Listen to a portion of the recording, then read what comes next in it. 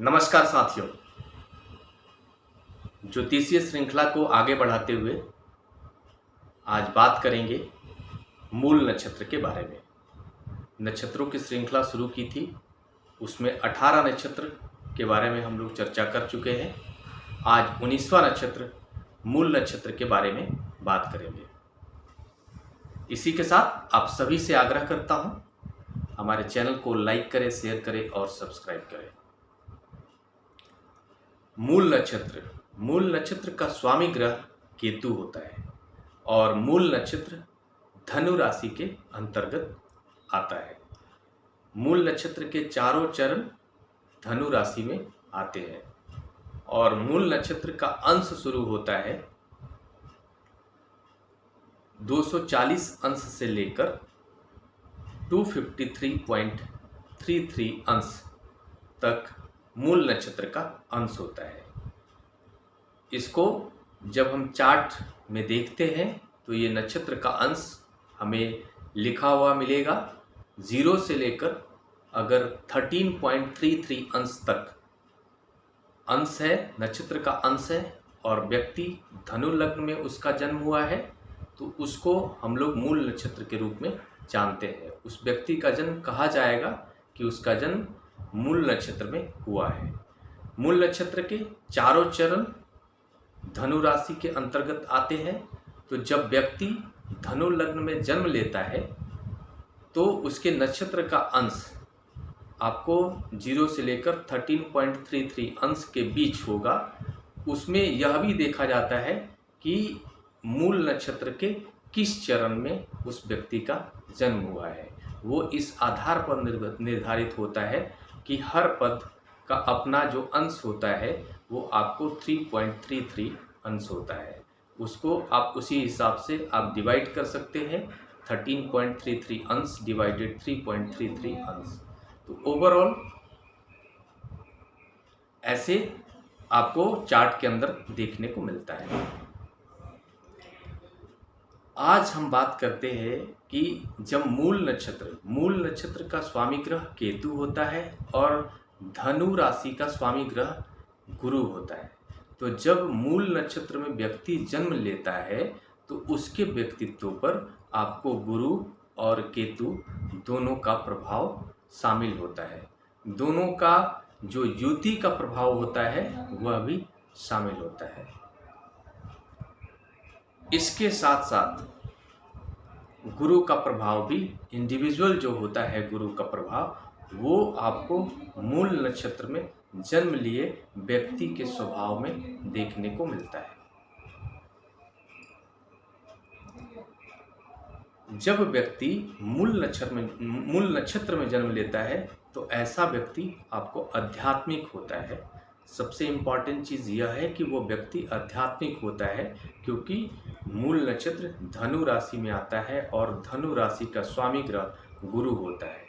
गुरु के प्रभाव की वजह से व्यक्ति के अंदर स्पिरिचुअल चीज़ों को लेकर वो बहुत ही सकारात्मक, उसके अंदर भाव जो होते हैं वो सकारात्मक होते हैं। वो अपने गुरुओं के प्रति आदर रखने वाला होता है। इसके साथ साथ वो स्पिरिचुअल चीज़ों में शामिल होने वाला व्यक्ति होता है। मीठी बात करने वाला व्यक्ति होता है। वो आपको जो भी ज्ञान है, जो भी इस पृथ्वी के अंदर जो ज्ञान है, उस ज्ञान के प्रति उसका जो व्यवहार होता है वो आपको सकारात्मक होता है। और आपको जहाँ भी ऐसा ज्ञान जो गुण ज्ञान है उस ज्ञान को प्राप्त करने में भी आपको मूल नक्षत्र में जन्म लिया हुआ व्यक्ति ज़्यादा आसानी से उस ज्ञान को प्राप्त कर लेता है। इसका कारण यह भी है क्योंकि केतु जो है रहस्यवादी ग्रह है। तो जब व्यक्ति मूल नक्षत्र में जन्म लेता है तो इस संसार के अंदर जितने भी रहस्यमयी चीज़ें हैं उसके बारे में पता करने में जो सक्षम स्वभाव है वो स्वभाव आपको मूल नक्षत्र में जन्म लिए हुए व्यक्ति के स्वभाव में शामिल होता है। केतु के प्रभाव की वजह से व्यक्ति आध्यात्मिक होता है, थोड़ा जिद्दी होता है, थोड़ा चिड़चिड़ा स्वभाव का होता है, थोड़ा लोगों से जलन रखने वाला भी होता है। उसके स्वभाव में थोड़ा-सा जो है कि जलन का भी स्वभाव देखने को मिलता है। साथ में मूल नक्षत्र में जो व्यक्ति जन्म लेता है, वो आपको चित्त से उसका जो मन होता है, वो शांत आपको देखा जाएगा, लेकिन कभी-कभी वो आपको उसके अंदर एक उग्रता भी देखने को मिलती है। लेकिन एक विशेष नकारात्मक रूप में अगर हम बात करें इसको, तो मूल नक्षत्र में जब व्यक्ति जन्म लेता है, चूँकि वो केतु इसका स्वामी ग्रह है और राशि का स्वामी ग्रह आपको गुरु हो जाता है। तो कहीं न कहीं आपको गुरु और केतु एक साथ आकर कहीं भी आपको कुंडली के अंदर अगर एक साथ आते हैं, तो वो अपने आप को असहज महसूस करते हैं। केतु भी गुरु के साथ असहज महसूस करता है और गुरु भी केतु के साथ आकर बहुत ही अच्छा कंफर्ट स्थिति को नहीं महसूस करता है, ऐसा आपको देखा गया है। और इसके परिणाम स्वरूप जो व्यक्ति मूल नक्षत्र में जन्म लेता है, उसके स्वभाव में एक यह भी देखने को मिलता है कि वो अपने कभी-कभी गुरुजनों का अपमान करने वाला भी बन जाता है। वो ऐसा व्यक्ति आपको स्पिरिचुअल होते हुए भी वो आपको ऐसा व्यक्ति देखने को मिलेगा कि उसने अपने गुरुजनों का अपमान कर दिया। उसमें भी आपको परिस्थितियाँ लागू होती हैं कि जब व्यक्ति मूल नक्षत्र में जन्म ले रहा है, तो उसके कुंडली में, उसके लग्न के अंदर, लग्न चार्ट के अंदर केतु कहाँ पर जाकर विराजमान है और आपको गुरु जाकर कहाँ पर विराजमान है। इसका भी आपको आकलन विश्लेषण बहुत ही महत्वपूर्ण होता है। उसके आधार पर अलग-अलग व्यक्तियों में आपको अलग-अलग उसके स्वभाव देखने को मिलेंगे। अगर व्यक्ति मूल नक्षत्र में जन्म लिया है, तो बाकी परिस्थितियाँ भी आपको शामिल होती हैं कि उस व्यक्ति के कुंडली के अंदर केतु और खासकर गुरु, क्योंकि दोनों क्या आपको मूल व्यक्ति का जो है कि मूल रूप से वो व्यक्ति आपको प्रभावित होता है गुरु के प्रभाव से और केतु के प्रभाव से, क्योंकि उसका लग्न का स्वामी गुरु है और उसके नक्षत्र का स्वामी केतु है।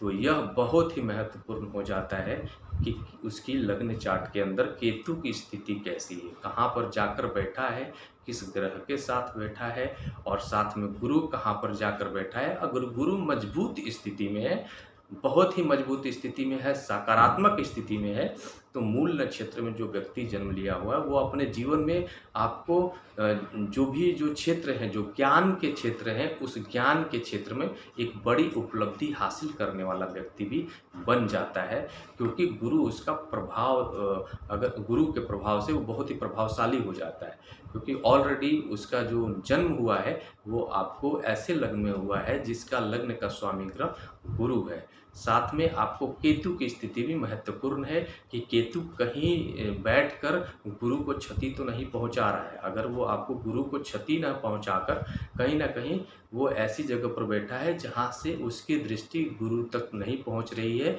या फिर गुरु भी बैठकर वो केतु को नहीं देख रहा है, और दोनों ही एक आपको मतलब सकारात्मक रूप में कंफर्ट जोन में विराजमान है लग्न के अंदर, तो वो एक दूसरे के सहयोगी बन जाते हैं। और ऐसी परिस्थिति में व्यक्ति आपको आध्यात्मिक क्षेत्र में बड़ी उन्नति करता है और आपको ज्ञान के क्षेत्र में भी बड़ी उन्नति करने वाला बन जाता है। ऐसा स्वभाव आपको मूल नक्षत्र वाले लोगों का बन जाता है। इसी के साथ हम लोग मैं उम्मीद करता हूं कि मैंने सारे पहलुओं पर बात की है मूल नक्षत्र का। तो फिर इसी के साथ आप सभी के बीच मैं हाजिर होऊंगा अगले नक्षत्र की बात करने के लिए। तब तक के लिए नमस्कार।